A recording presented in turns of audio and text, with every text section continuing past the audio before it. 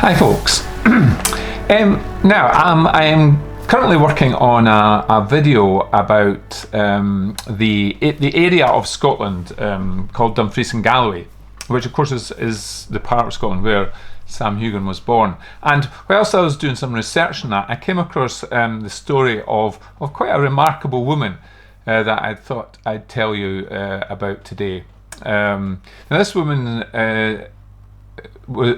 was called, she was Jane Gordon, the Duchess of Gordon, and I was aware of her under that title, and she was renowned for founding, in association with her husband, the Duke of Gordon, she was renowned for founding the Gordon Highlanders, which was a very famous British Army regiment.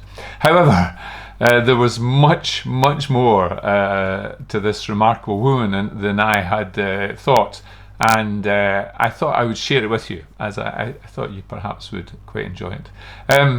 So, Jane Maxwell, as her maiden name was, she was born the fourth child of Sir William Maxwell, who was the third Baronet of Monreith.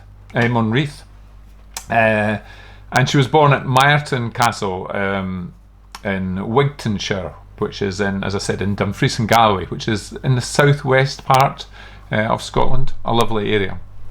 Now Jane was educated in Edinburgh, where her mother raised her and her two sisters, living in rented apartment in a close, in what's called Hyndford's Close on the Royal Mile, which incidentally was right next door to one of my shops when June and I had the shops in the Royal Mile. So that was interesting. I've walked up and down that close many times.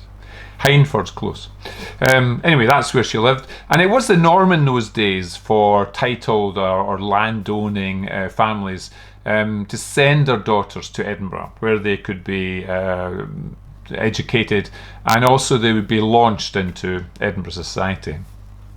So as a young girl, apparently Jane was rather boisterous, and it was recorded that at times she would ride on the backs of pigs running around in the wynds and closes of Edinburgh's old town.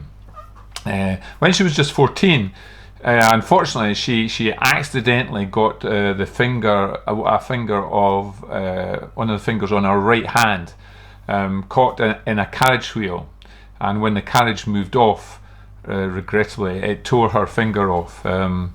And from that day on, whenever she could, she would wear gloves, and one of the glove on her right hand had a false wooden finger in it. However, despite her energetic, boisterous character, Jane did not waste her time whilst she was in Edinburgh. She took singing lessons, studied art, and became an accomplished dancer. And she used to attend all the balls at the assembly rooms on George Street. For those of you that have been in George Street, the assembly rooms are still there. She became one of the proteges of quite a famous man in Edinburgh called Lord Kames, who was an author and a judge, and he used to invite intelligent young people to his house for readings and discussions. And amongst his other proteges were famous people like James Boswell, who's quite a famous biographer, and Adam Smith, who's the author of The Wealth of Nations. And Jane and the old judge remained friends and continued corresponding with each other until his death. However, by the age of 16, Jane was a strikingly beautiful young woman, and so beautiful in fact that a song was written about her called Bonnie Jenny of Monreith, the Flower of Galloway. So very nice to have a song written after you. But it was then that this what happened, which it sparked my interest, was there she is, a 16-year-old young beauty, the Flower of Galloway, and one of the stars of the Edinburgh Society, and she falls in love with a young Scottish officer, madly, deeply in love. And it is known that this officer was a Fraser, and it is thought he was one Lieutenant Thomas Fraser that Jane so deeply fell in love with. And he was a relative of Lord Lovat. However, unfortunately, Lieutenant Fraser had to leave Scotland, had to leave Jane, as he was sent along with his regiment to go to America to fight. And he was with the Black Watch, although subsequently he fought with the 78th Fraser Highlanders, the famous regiment I told you about. So of course he's fighting on the British government side in America. And deeply regrettably, word later reaches Jane that he has died, that Thomas Fraser has died. 3 years later, I think she's by then 19, in 1767, Jane therefore marries the 24-year-old Alexander Gordon, who was the 4th Duke of Gordon, and he had inherited a considerable fortune, as well as his title and family estate. However, whilst they were on honeymoon, and they were honeymooning in one of the Duke's other estates down in the south of Scotland, whilst they are on their honeymoon, Jane receives a note from her former love, from Thomas Fraser, who's very much alive, and he's asking her to marry him. It's reported that Jane read this note and fainted. So, but however, she is married. Regrettably, her marriage is very much a loveless one. Her marriage to the Duke of Gordon is very much a loveless one. And the Duke also maintains a long-standing, long-term mistress, who's Mrs. Jane Christie. And shortly after Jane had given birth to their first son, to her and the Duke's first son, called George, Mrs. Christie also gave birth to a little boy who was also called George. And apparently Jane used to refer to the boys as my George and the Duke's George. So there we go. Jane eventually went on to have 7 children. However, she was a renowned socialite, and she used to have these great balls and dinners in their grand castle seat, which was called Castle Gordon, in Morayshire. And at times there would be up to 100 people there for dinner and dancing. She was a great enthusiast for local dancing and for fiddle and pipe music. And she is credited with establishing the Strathspey as a Scottish country dance. So if those of you who have ever danced Scottish country dancing, a Strathspey is quite a well-known reel, and Jane is credited with coming up with that. In the 1780s, her and her husband, who are what I suppose today you call a power couple, started entertaining in Edinburgh, and she quickly became the leading hostess of the day. She was called the Empress of Fashion for her style, and lots of other ladies copied her. And it was in her drawing room in Edinburgh that Robert Burns, the famous Scottish poet, first read his poetry to Edinburgh society. Jane became one of his chief sponsors and a friend of his. And 7 years later, in 1787, the Duke and Jane decide to move to London, where they first rented a house in Downing Street. For those you may know, that is now the street where the UK Prime Minister lives. You may have seen it on television many times. And Jane continues her great socialising in London. But she does it all with very much a Scottish flavour, and apparently she used to make everyone dance at to her balls now. She used to make everyone dance Scottish dances, and apparently the King George III, adored her. And at one instance, she gave a ball at which she and the Duchess of York,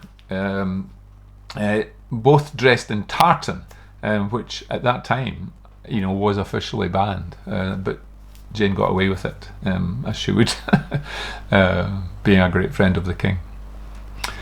However, then in 1793, what happened then was this episode which I talked about at the time, the founding of the Gordon Highlanders came about. Because what happened was, 1793, France declares war on Great Britain.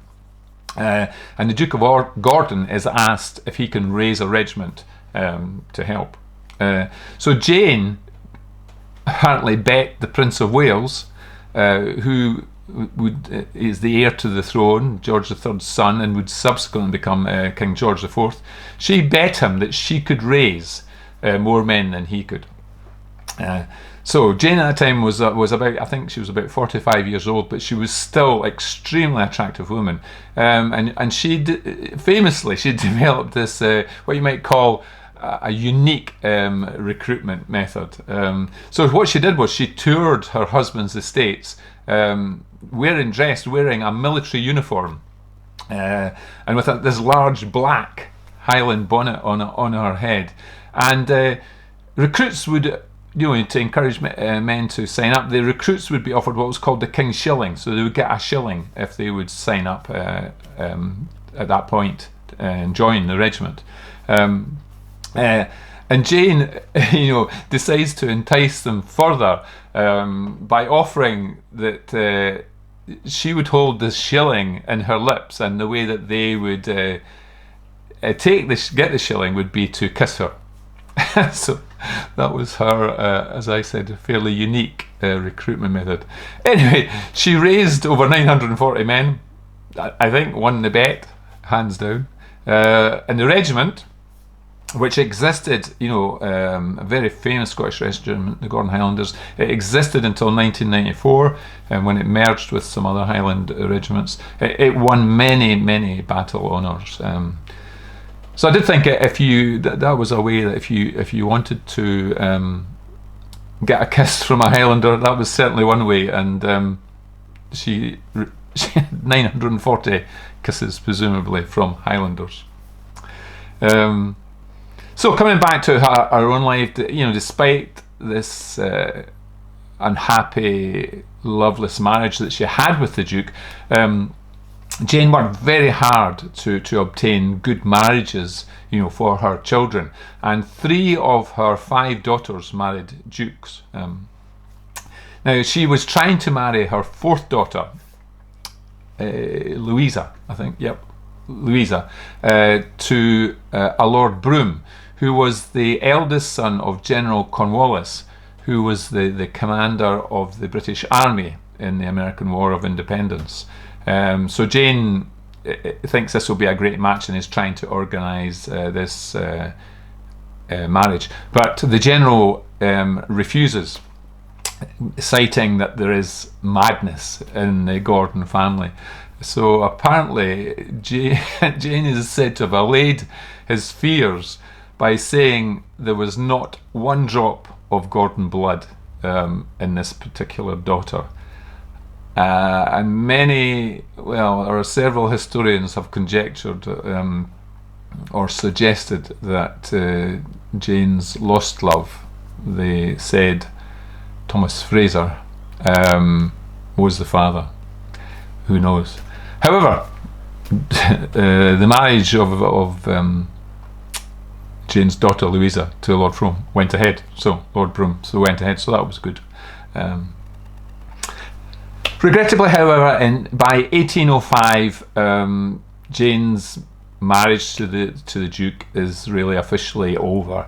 The Duke moves his mistress, Mrs. Christie, into Gordon Castle, and Jane moves out. A financial agreement was reached. She reached a financial agreement with the Duke, but again, unfortunately, he failed to keep his word in this matter. when he later ran into financial difficulties. So Jane was forced to live in various hotels, sadly, for the latter part of her life. And she died in 1812 in Pulteney's Hotel, which is near Piccadilly in London. But surrounded by her 4 daughters and her one surviving son. As she requested, her body was brought back to Scotland, and it was buried in the old Celtic chapel by the banks of the River Spey at Kinrara, which is up north of Scotland, and it's near pretty near present-day Aviemore, for those of you perhaps driven up that way. And there her husband did carry out her last wish, and he erected a monument to Jane, on which were recorded the marriages of all her children.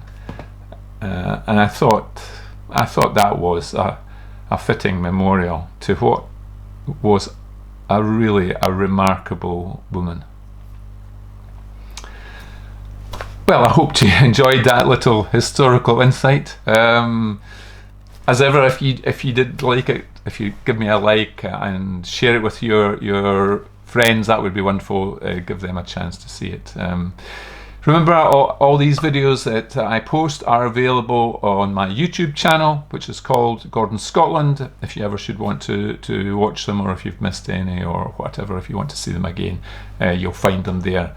I hope we're all keeping ourselves safe in these difficult times.